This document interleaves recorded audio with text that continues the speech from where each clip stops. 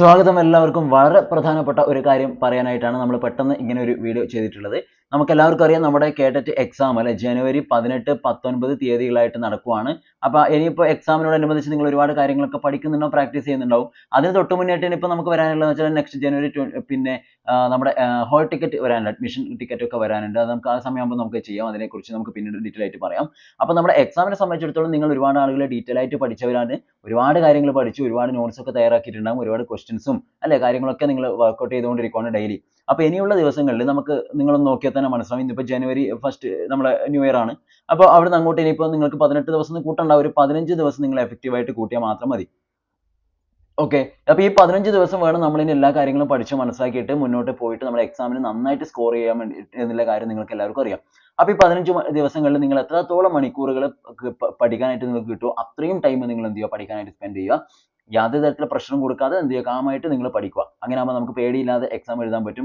പേടി ഉണ്ടായാൽ തന്നെ നമുക്ക് അറിയുന്ന കാര്യങ്ങൾ പോലും നമുക്ക് എക്സാം ഹോളിൽ അറ്റൻഡ് ചെയ്യാനായിട്ട് പറ്റില്ല എന്നുള്ള കാര്യം മനസ്സിലാക്കുക. ഒരു ഉദാഹരണം, നിങ്ങളിപ്പോൾ ഒരു 30 ആദ്യത്തെ ഒരു ഇപ്പോൾ സൈക്കോളജി ആണ് നിങ്ങൾ ഫസ്റ്റ് അറ്റൻഡ് ചെയ്യുന്നെങ്കിൽ 30 ചോദ്യങ്ങളാണ് ഉള്ളത്. കാറ്റഗറി 3 ഒഴികെ ബാക്കിയുള്ളതിന് 30 ചോദ്യങ്ങളാണ്. കാറ്റഗറി 3ക്ക് 40 ക്വസ്റ്റ്യൻസ് സൈക്കോളജി ഉണ്ട് നിങ്ങൾക്കറിയാം. അപ്പോൾ ഈ 30 ക്വസ്റ്റ്യൻസ് ആണെങ്കിൽ നിങ്ങൾ ആദ്യത്തെ വായിക്കുമ്പോൾ നിങ്ങൾക്ക് എന്തായാലും കിട്ടിയത് ശരിയാണ് അല്ലേ, രണ്ടാമത്തെ വായിക്കുമ്പോഴും കിട്ടി. പക്ഷേ മൂന്നാമത്തെ ക്വസ്റ്റ്യൻ വായിക്കുമ്പോഴേക്കും നിങ്ങൾക്ക് എന്തോ അറിയുന്നില്ല, അല്ലെങ്കിൽ പെട്ടെന്ന് എന്തൊരു കൺഫ്യൂഷൻ വന്നു. അപ്പോൾ സ്വാഭാവികമായിട്ട് നിങ്ങൾ എന്ത് ചെയ്യും, ആ ഒരു ചോദ്യം ബുദ്ധിമുട്ടായി എന്നുള്ളതിനെ കുറിച്ച് ഇങ്ങനെ ആലോചിച്ച് നമ്മൾ എന്ത് ചെയ്യും, മൊത്തത്തിലുള്ള നമ്മുടെ സമയം കളയാനുള്ള സാധ്യതയുണ്ട്. ഓക്കെ. അപ്പോൾ അങ്ങനെ ആകുമ്പോൾ നമ്മൾ പേടി കൊണ്ട് നമുക്ക് എന്ത് ചെയ്യും, ആ ഒരു സമയം പോയി നമുക്ക് ബാക്കിയൊന്നും അങ്ങോട്ട് നോക്കാനും പറ്റില്ല. അപ്പോൾ അങ്ങനെയൊക്കെ വരാവുന്ന സാഹചര്യങ്ങൾ ഉണ്ട് എന്നുള്ളത് മുൻകൂട്ടി നിങ്ങൾ മനസ്സിലാക്കിയിട്ട് എന്ത് ചെയ്യുക, ഇപ്പോഴേ മനസ്സിലാക്കുക. നമുക്കിപ്പോൾ അറിയാത്തൊരു ചോദ്യങ്ങളൊക്കെ വരുന്നുണ്ടെങ്കിൽ തന്നെ പോട്ടെ, ബാക്കി 29 ചോദ്യം അല്ലെങ്കിൽ 28ഓളം ചോദ്യങ്ങൾ നമ്മുടെ കയ്യിലുണ്ട്. ഏത് ആ 30 എണ്ണത്തിൽ.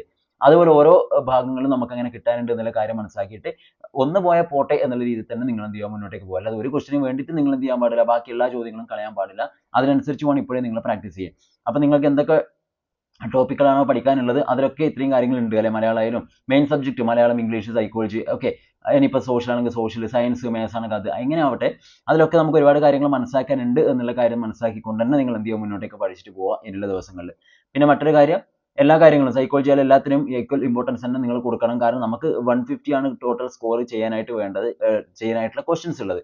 അപ്പോൾ ഈ ക്വസ്റ്റ്യൻ നിങ്ങൾക്ക് 150 ചോദ്യങ്ങളും കവർ ചെയ്താലാണ് നമുക്ക് കട്ട് ഓഫ് മാർക്ക് ആയിട്ടുള്ള 90ലേക്ക് എത്താൻ പറ്റുമോ, അല്ലെങ്കിൽ 82, 75 എന്തോ ആവട്ടെ 90 മാർക്ക് മിനിമം മാർക്ക് നമ്മൾ വെക്കുന്നുണ്ട്. അപ്പോൾ അതിലേക്ക് എത്താൻ പറ്റുമോ. അപ്പോൾ അങ്ങനെ എത്തണമെങ്കിൽ തന്നെ നിങ്ങൾ എന്ത് ചെയ്യണം, നല്ല സ്പീഡിൽ തന്നെ എന്ത് ചെയ്യണം, സ്പീഡ് ഒരു ഫാക്ടറാണ്. നല്ല സ്പീഡിൽ തന്നെ നിങ്ങൾക്ക് എന്ത് ചെയ്യാൻ പറ്റണം, നമ്മുടെ ക്വസ്റ്റ്യൻസ് ഒക്കെ വായിച്ചിട്ട് മനസ്സിലാക്കാനായിട്ട് പറ്റണം. അതിന്റെ കാര്യം പറഞ്ഞുതരാം. നിങ്ങൾക്ക് 150 ക്വസ്റ്റ്യൻസ് ആണ് ഉള്ളത്, 2.5 മണിക്കൂറാണ് ഉള്ളത്. എല്ലാവർക്കും അറിയാം 150 ക്വസ്റ്റ്യന് 2.5 മണിക്കൂർ എന്ന് വെച്ചാൽ നിങ്ങൾക്ക് അറിയാം 150 മിനിറ്റ് തന്നെയാണ്. എന്ന് വെച്ചാൽ ടോട്ടൽ 150 മിനിറ്റ്സ് ആണ് ഉള്ളത് ഫോർ 150 ക്വസ്റ്റ്യൻസ്. ഓക്കെ. അപ്പോൾ അങ്ങനെ ആകുമ്പോൾ ഒരു ചോദ്യത്തിന് നമുക്ക് 1 മിനിറ്റ് ആണ് കിട്ടുക. 1 മിനിറ്റ് എന്ന് വെച്ചാൽ നിങ്ങൾക്ക് എല്ലാവർക്കും അറിയാം 60 സെക്കൻഡ് ആണ്. അപ്പോൾ ഒരു ക്വസ്റ്റ്യൻ നിങ്ങൾക്ക് വായിച്ചിട്ട് അതിന്റെ ഓപ്ഷനും വായിച്ച് അത് മനസ്സിലാക്കിയിട്ട് അതിന്റെ ആൻസർ കണ്ടെത്തിയിട്ട് അത് ബബിൾ ചെയ്യാനും മൊത്തത്തിലുള്ള ടൈമാണ് 60 സെക്കൻഡ്. അപ്പോൾ നിങ്ങൾ പേടിക്കാൻ പാടില്ല. ചില ക്വസ്റ്റ്യൻ നമുക്ക് ഒരു 30 സെക്കൻഡ് പോലും വേണ്ടാത്ത ക്വസ്റ്റ്യൻസ് ഉണ്ടാവും. ഡയറക്റ്റ് ചോദ്യങ്ങൾ ഇങ്ങനെ ഒരുപാട് വരാനുണ്ട്. അപ്പോൾ എല്ലാം കൂടി ആകുമ്പോൾ നമുക്ക് ടാലി ചെയ്യുമ്പോൾ എന്താ ചെയ്യാൻ പറ്റും, കൃത്യമായിട്ട് ഇത് ചെയ്യാൻ പറ്റും. അതുകൊണ്ട് നിങ്ങൾ തന്നെ എന്ത് ചെയ്യണം, ഓരോന്നിനും ഇത്ര ടൈം കൊടുത്തുകൊണ്ട് തന്നെ ഇനി അങ്ങോട്ട് പഠിക്കണം. ഏറ്റവും പെട്ടെന്ന് ഇപ്പോൾ 10 ചോദ്യം നിങ്ങൾ ചെയ്യുന്നെങ്കിൽ ആ 10 ക്വസ്റ്റ്യൻസ് 5 മിനിറ്റിനുള്ളിൽ എങ്ങനെ കവർ ചെയ്യാം എന്ന് വേണം നിങ്ങൾ ആലോചിക്കാൻ. ഓക്കെ. ഇപ്പോൾ 30 ചോദ്യം നമ്മൾ പഠിക്കുന്നെങ്കിൽ ആ 30 എണ്ണം 15 മിനിറ്റിൽ എങ്ങനെ കവർ ചെയ്യാം, അത്രയും സ്പീഡിൽ നിങ്ങൾ വായിക്കുക. എന്നാലേ നമുക്ക് എക്സാം ഹോളിലേക്ക് പോകുമ്പോൾ റെഡിയാവും. നിങ്ങളൊന്ന് ആലോചിച്ച് നോക്കിയേ, നിങ്ങൾ എക്സാം ഹോളിലേക്ക് പോകുന്നതിന് തൊട്ട് മുന്നേ വരെയും എല്ലാ ചോദ്യം വായിച്ചും എല്ലാ ഓപ്ഷൻ വായിച്ചിട്ടൊക്കെ ആയിരിക്കും നിങ്ങൾ പ്രാക്ടീസ് ചെയ്യുന്നുണ്ടാവുക. അങ്ങനെയുള്ള നിങ്ങൾ എക്സാം ഹോളിൽ എത്തിക്കഴിഞ്ഞാൽ ഒരു കാരണവശാലും നിങ്ങൾക്ക് എന്ത് ചെയ്യാൻ പറ്റില്ല, സ്പീഡ് കൂട്ടിയിട്ടൊന്നും ചെയ്യാൻ കഴിയില്ല. അപ്പോൾ ഇപ്പോഴേ ഇനിയുള്ള 15 ദിവസം നിങ്ങൾ എന്ത് ചെയ്യുന്നു, നല്ല സ്പീഡ് പോയാൽ അതേ സ്പീഡിന്റെ ആ ഒരു ട്രാക്ക് നിങ്ങൾക്ക് അറിയാം, കൃത്യമായിട്ട് ചെയ്യാൻ പറ്റും. അപ്പോൾ നിങ്ങൾക്ക് എന്ത് ചെയ്യാൻ പറ്റും, നന്നായിട്ട് സ്പീഡിൽ വായിച്ച് കാര്യങ്ങളൊക്കെ മനസ്സിലാക്കാൻ പറ്റും. റെഡി. അപ്പോൾ ഇതിനൊക്കെ വേണ്ടിയിട്ട് ഏറ്റവും കൂടുതൽ നന്നായിട്ട് നിങ്ങൾക്ക് പ്രിപ്പറേഷൻ ഒക്കെ നടത്താനായിട്ട് നമ്മൾ മാക്സിമം ക്വസ്റ്റൻസും കാര്യങ്ങളൊക്കെ ചെയ്യാം. അപ്പോൾ നമ്മൾ സാധാരണഗതിയിൽ കഴിഞ്ഞ വർഷങ്ങളൊക്കെ പരീക്ഷയോടനുബന്ധിച്ച് നമ്മൾ എന്ത് ചെയ്യാറുണ്ട്, രാവിലെ ഒരു ക്ലാസ് അപ്ലോഡ് ചെയ്യാറുണ്ട്. രാവിലെ എന്ന് വെച്ചാൽ മോർണിംഗ് ക്ലാസ് ആയിട്ട് നമ്മൾ ചെയ്യാറുണ്ട്. അപ്പോൾ അത് ഇത്തവണ കുറച്ച് ലേറ്റ് ആയി ഡിലേ വന്നു പോയി. എന്നിരുന്നാലും ഒരുപാട് ആളുകൾ കമന്റ് ഒക്കെ ചെയ്യുന്നുണ്ട് മോർണിംഗ് ക്ലാസ് വെക്കണം എന്നുള്ളത്. അപ്പോൾ നമ്മൾ നാളെ എന്ന് വെച്ചാൽ ജനുവരി 2-ാം തീയതി മുതൽ ജനുവരി 2, ഓക്കെ, നാളെ മുതൽ നമ്മൾ എന്ത് ചെയ്യുന്നു, കൃത്യമായിട്ട് രാവിലെ 5 മണിക്ക് 5 AM നമ്മുടെ ചാനലിൽ എന്തെങ്കിലും ഒരു ക്ലാസ്, ഓക്കെ, അത് മലയാളം ആവാം, ചിലപ്പോൾ സൈക്കോളജി ആവാം, ഇംഗ്ലീഷ് ആവാം, എന്തും ആവാം, ഏതെങ്കിലും ഒരു ടോപ്പിക്കിന്റെ ഒരു ക്ലാസ് എന്ത് ചെയ്യുന്നുണ്ടാവും, രാവിലെ ഈ ഒരു സമയത്ത് വരും. ഇത് വരുന്നതെന്ന് വെച്ചാൽ നിങ്ങൾ അത് മാത്രം പഠിക്കുക എന്നുള്ള ഉദ്ദേശത്തിലല്ല ഇത് ഈ ഒരു ടൈമിന് ഇടുന്നത്. ഇനിയുള്ള 15 ദിവസം നിങ്ങൾ എന്ത് ചെയ്യുക, കൃത്യമായിട്ട് മോർണിംഗിൽ 5 മണിക്ക് മുതൽ അങ്ങോട്ട് പഠിക്കാനായിട്ട് തുടങ്ങുക.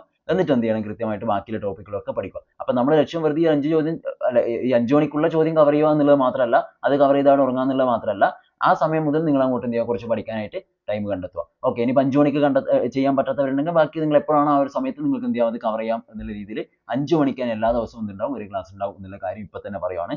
അപ്പോൾ ഡേറ്റ് മറക്കണ്ട, ജനുവരി 2-ാം തീയതി മുതൽ മോർണിംഗിൽ 5 മണിക്ക് നമ്മൾ സ്റ്റാർട്ട് ചെയ്യും. ഓക്കെ, അപ്പോൾ നിങ്ങൾ ഇനിയുള്ള 15 ദിവസം നമ്മുടെ എക്സാം വരെയും ഈ ഒരു പരിപാടി ഉണ്ടായിരിക്കും. അവിടെ നമ്മൾ കൂടുതൽ എല്ലാവർക്കും വേണ്ട രീതിയിലുള്ള മലയാളം അല്ലെങ്കിൽ ഇംഗ്ലീഷ് അല്ലെങ്കിൽ സൈക്കോളജി ഉള്ള കാര്യങ്ങളായിരിക്കും ഉണ്ടാവുക. ബാക്കിയുള്ള സമയങ്ങളിൽ നമുക്ക് എന്ത് ചെയ്യാം, ബാക്കിയുള്ള ടോപ്പിക്കുകളും ചെയ്യാം. ഓക്കെ, അപ്പോൾ ഇത്രയും കാര്യങ്ങളാണ് ഉള്ളത്. അപ്പോൾ നിങ്ങൾ എന്തായാലും നല്ല രീതിയിൽ പഠിക്കുക. ഇപ്പോൾ പഠിച്ച കാര്യങ്ങൾ നിങ്ങൾക്ക് ഓർമ്മയിൽ നിലനിർത്തണമെങ്കിൽ എന്ത് ചെയ്യണം, കൃത്യമായിട്ട് നിങ്ങൾ റിവിഷൻ നടത്തിക്കൊണ്ടിരിക്കണം.